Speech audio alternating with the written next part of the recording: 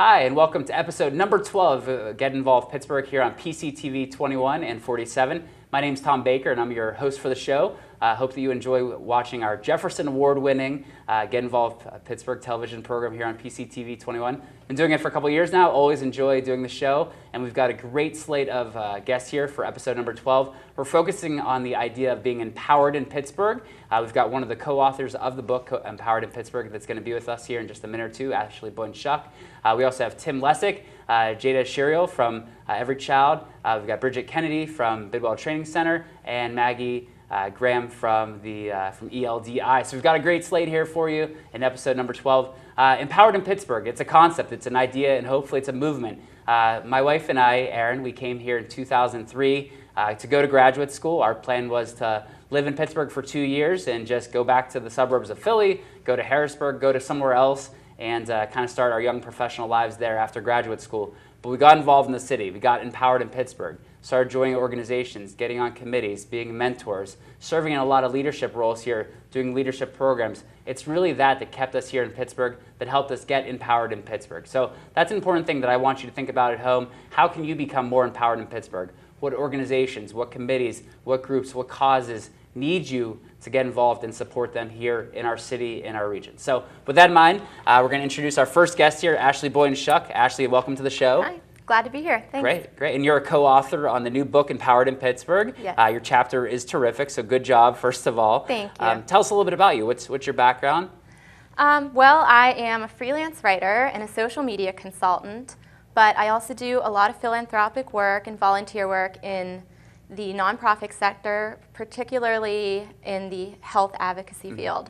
Right, absolutely. And I know you're Arthritis Ashley on Yes. Twitter, you're Glitzberg, you got a lot of Yes. different things going on. I do. Tell us a little bit about Arthritis Ashley and some of the work you're doing there. Okay, Arthritis Ashley is sort of a persona that I created in order to empower myself despite the conditions that I live with. So instead of having the negative stigma that came with being chronically ill, I decided to take it and turn it into something positive by reaching out and helping others with similar conditions.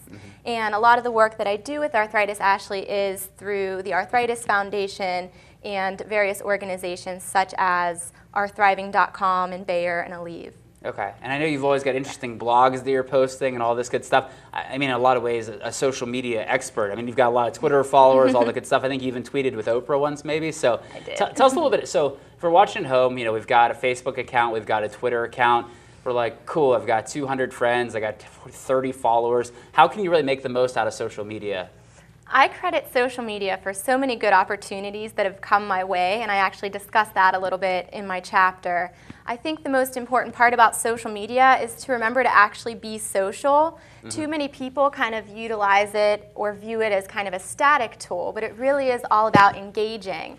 And it's all about expanding your personal and professional networks and really using it to, get your message out there, but also interact with other people. And I think the key to making social media work is remembering to always engage with people, and that it's a person on the other side of the computer versus, a statistic or a customer.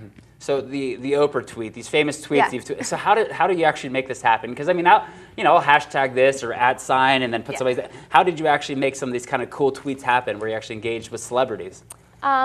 Well, first of all, it's about having a following. So I build up my personal brand and my personal following first, and that increases your reach a lot. But in addition to that, it's all about the content, and it just boils down to if they're interested in what you have to say, they're going to speak with you or retweet your message and whatnot. At the time, it was on a whim. It happened to be World Arthritis Day last year, and I commented to Oprah regarding a show that was on the day before on her new network, and she tweeted back to me and thanked me for the work I'm doing and helping others emerge from their pain. And in what other place but the Twitterverse is Right. Oprah Winfrey ever going to tell you you're inspiring? Right. Usually the other way around. Yeah, that's Yeah. Very, that's very cool. So it's all about just putting yourself out there. That's the big one. Don't be Yeah. afraid to try to talk to people. I mean, they are just people after all. Yeah, I think you're right. I mean, engaging with people, you never know who's listening, you never know who's Yeah. watching, you never know who's watching your show either. I mean, that's kind of the cool thing about getting the word out. So you talk a little bit in the book, and some of the other co-authors do, about overcoming obstacles, challenges. When you're facing challenges, and I know that you share about some of the challenges that you've had in the book, how do you overcome these kind of things that have happened to you in your life? Well, first and foremost for me, it's always been about my support system in real life. You know, my family, my friends, my husband, my pets, my faith. But beyond that, I do use writing as an outlet. That helps me cope with different things. And also the online community that I've built and this following that I've built. You know, I'm helping these people all the time in many ways, but in turn, they're also helping me. So really, I just rely on the kindness of other people and myself giving back to the community. That's kind of how I cope.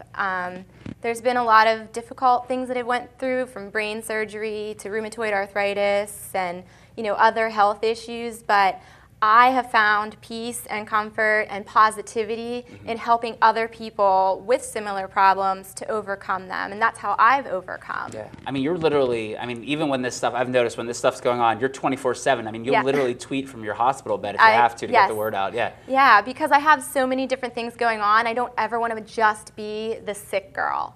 You know, I do have my fashion and entertainment blog, Glitzberg, and I do have my writing projects and things like that, and I don't just want to be put in this little box of being someone who lives with an illness or disability. So I'm on it all the time, and I strive to like break out of that box as much as I can. Absolutely. Well, let's talk fashion. I mean, I don't know if I'm a very fashionable guy. I don't know if I'm the one You that are. have this conversation or not. But so Glitzberg. Yes. So right. I mean, I've seen it. I've read about it. What is Glitzberg? What kind of things are you doing with Glitzberg? Well, fashion is one small part of Glitzberg, but a lot of what it is pop culture and entertainment news with a Pittsburgh-centric twist. So I try to post things that are somehow relevant or connected to our city. As you know, our film industry locally is just booming, and so there's a lot of content there. And Pittsburgh really is an up-and-coming city for all things pop culture, fashion, movies, everything. So it's really provided, you know, a great subject matter for the blog. And so glitzberg.co is the blog, and I have a couple interns writing posts. I have some guest bloggers, so I'm really trying to grow it and grow the brand as a whole. So you want to be like a Perez Hilton then? Sort of, but not mean. Okay, but not mean. You want to be the nice Not mean, Perez Hilton. yes, Okay, nice. all right, that works. Yeah. That's cool. Pittsburgh, I love our city. I love pop culture. So you're like the combo of things that I'm really interested in. If you had sports as well, then it'd be perfect. But I really like what you're about. But and you do have some sports on your stuff. Sometimes, that's true. That's true. But what are some things about Pittsburgh, maybe with regards to pop culture, that our viewers might not know? What are some interesting fun facts or things that you've written about or noticed in the last few years that could be interesting to our viewers? Well, I think that a lot of people are surprised that literally over 100 major movies have been filmed here over the years.